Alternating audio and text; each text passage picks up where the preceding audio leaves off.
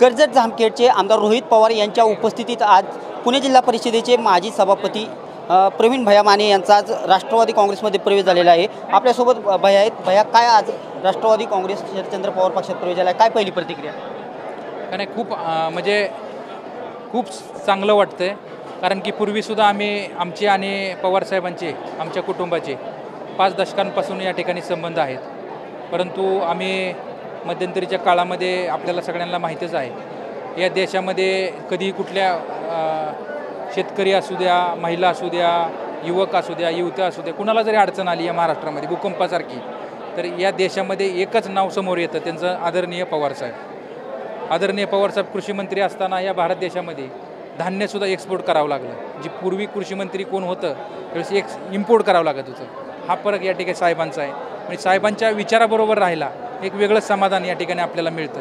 आणि गोरगरिबांची कामं आणि खऱ्या अर्थानं कोण करू शकतं, तर आदरणीय पवारसाहेब, आदरणीय सुप्रियाताई, आदरणीय रोहितदादा करू शकतात। म्हणून सगळ्यांच्या कार्यकर्त्यांच्या रेट्या पुढं सगळ्यांचं म्हणणं एकच आलं की आपण पवारसाहेबांबरोबर काही झालं तर साहेबांबरोबर राहायचं।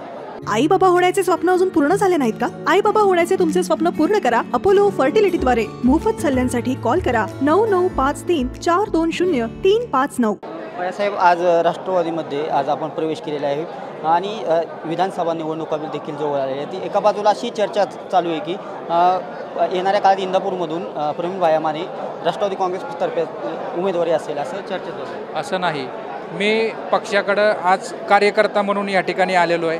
म्हणजे कार्यकर्ता म्हणून पक्ष जो आदेश मला देईल ती मी काम करणार। असा कोणता शब्द देण्यात आला आहे का आज प्रवेशाच्या वेळेस की इंदापूरची उमेदवारी आपल्याला दिली? नाही, असा कुठला शब्द वगैरे काय दिलेला नाही आहे। मी साहेबांचा पाईक म्हणून आणि राष्ट्रवादी काँग्रेस पक्षाचा आदरणीय साहेबांचा ताईंचा कार्यकर्ता म्हणून या पक्षामध्ये मी सामील झालेलो आहे।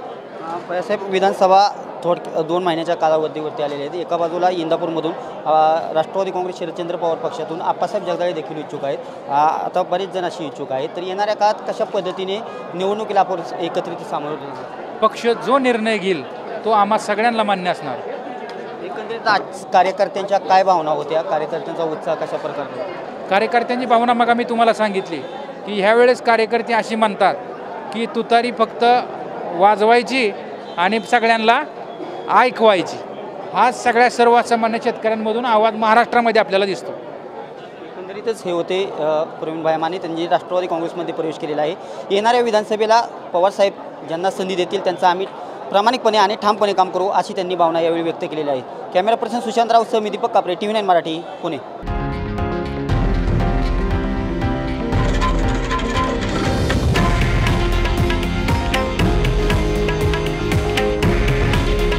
हे आहे देशातील नंबर 1 न्यूज नेटवर्क आणि आपण पाहत आहात TV9 मराठी। काळजी तुमची, हित महाराष्ट्राचं।